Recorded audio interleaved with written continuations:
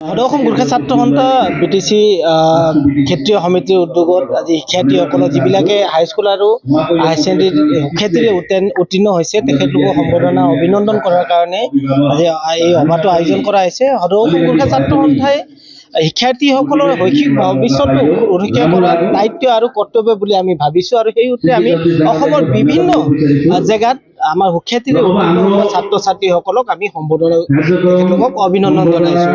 আমি এটাই কথা তেখেতলোকক বিশ্বাস দিব বিচাৰিছোঁ যে মা দেউতাকৰ পিছতে অসম গোৰ্খা ছাত্ৰ সন্থা তেখেতলোকৰ দ্বিতীয় অভিভাৱক হয়। শৈক্ষিক যাত্ৰাত তেখেতলোকৰ যিকোনো অসুবিধাত অসম গোৰ্খা ছাত্ৰ সন্থা তেখেতৰ ঢাল হিচাপে থাকিব বুলি আমি তেখেতলোকক বিশ্বাস দিব আজি এই অভিনন্দন অনুষ্ঠানটো আমি পাতিছোঁ।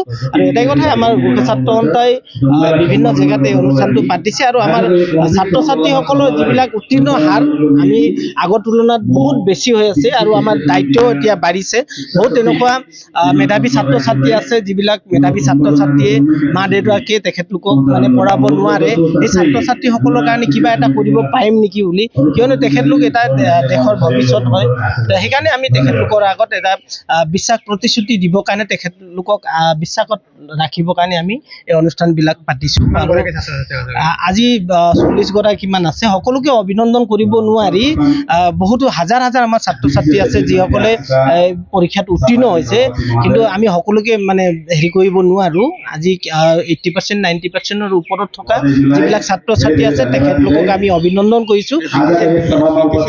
হয়, BTC এৰিয়াৰ যিমান আছে আমি কৈছোঁ আৰু যিবিলাকে ধৰক উত্তীৰ্ণ হৈছে তেখেতলোকেও 80 বা 90% নহ'লেও তেখেতলোকৰ কাৰণেও আমাৰ ব্যৱস্থা থাকিব। তেখেতলোকক কেৱল মাত্ৰ 80-90% পালেই যে তেখেতলোক সফলতা অৰ্জন কৰিছে এইটো কথা নহয়। পাছলৈ আমাৰ 60% 50% থকা কেইটাও সফলতা অৰ্জন কৰিব পাৰে, তেখেতলোকৰ কাৰণে আমাৰ ব্যৱস্থা থাকিব।